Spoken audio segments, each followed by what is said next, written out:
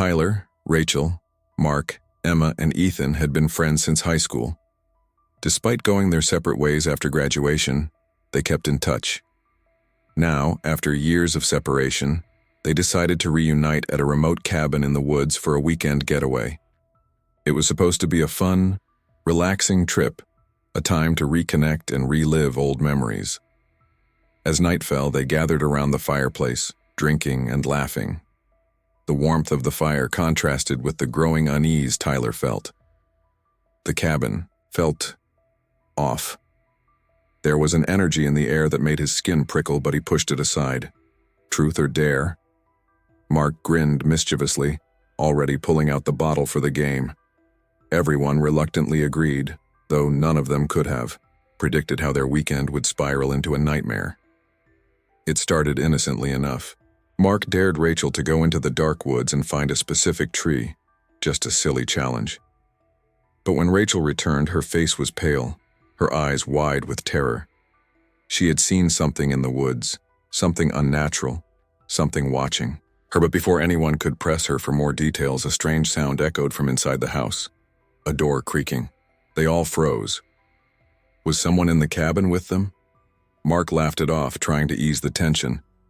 But Tyler couldn't shake the feeling that something was wrong. Rachel had seen something, and whatever it was following them. The next day, things took a darker turn. Ethan was the first to go missing. He had gone outside to take a walk and never returned.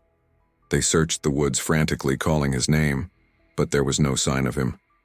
"He's gone," Tyler muttered. The fear was becoming real. Someone was hunting them. That night the power went out. They sat huddled together in the living room, the silence stretching on until they heard a blood-curdling scream from the woods. They all froze. Was it Ethan? Had something happened to him? Mark, ever the joker, tried to brush it off. "It's probably just some animal. Let's go to bed."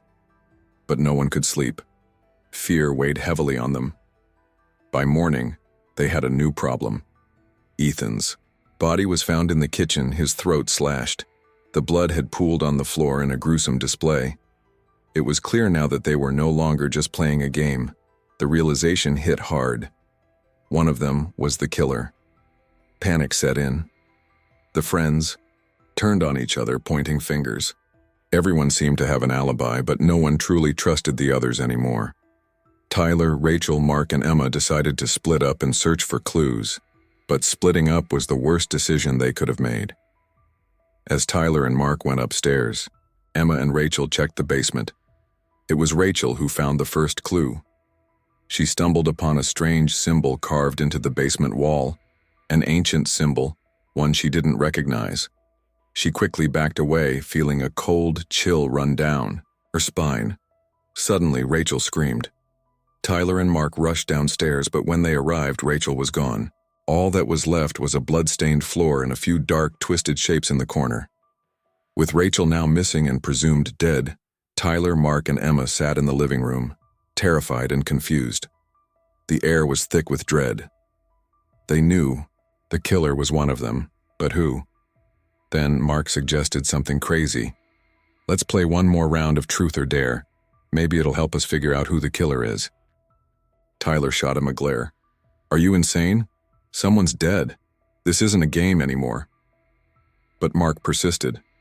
"If we play, maybe we'll understand what's really going on here." They reluctantly agreed. The bottle spun. Tyler dared Mark to go into the woods, despite his protests. Mark reluctantly left, the game turning darker with each passing second. Mark never returned from the woods. Tyler and Emma searched the grounds until they came across his body near the cabin, his face frozen in a look of pure horror. He had been killed, his body mangled beyond recognition. Whoever was doing this was getting bolder. The terror was escalating. Now only Tyler and Emma remained. Emma was visibly shaken, her tears flowing freely as she stared at the bodies of their friends. Tyler was no better off. He felt the weight of guilt and fear on his chest. "Who could they trust?" Emma asked him, her voice breaking. "Tyler, what do we do now? It's just you and me left." Tyler's voice was low, filled with determination. "We find whoever is doing this and we stop them." They found another clue, a journal hidden under the floorboards. As Tyler read aloud, his voice trembled. The journal spoke of revenge, of a betrayal long ago, of a friend who had been wronged and wanted payback. It was then that the truth struck Tyler like a ton of bricks. Emma, the one person who had been with him all along. She wasn't who she seemed to be. Emma's eyes narrowed as she stood up, holding a knife. You figured it out too late. Tyler's heart pounded. The betrayal hit harder than he could imagine. Emma had been the killer all along. The friends they had loved and trusted were never safe. It had all been a game to her, a twisted game for revenge. Tyler backed away, eyes wide with fear and shock. "Why, Emma? Why would you do this?" Emma's smile was cold and devoid of any warmth. "You all left me behind. You never cared about me. I was the outcast." The joke. "You think this is about fun and games?" "No. This is about making you feel what I felt for all those years." Tyler knew he had to stop her. He wasn't going to let her win. Not now. Not when they were so close to the end. Tyler fought back, using every ounce of strength he had to disarm Emma. The cabin became a battleground, with Emma's crazed laughter echoing through the walls. It was a fight for survival, a fight for the last shred of hope. Tyler's hands were covered in Emma's blood, but she was finally defeated. The game was over. The nightmare was over. But as Tyler stumbled outside, he realized there was no escape.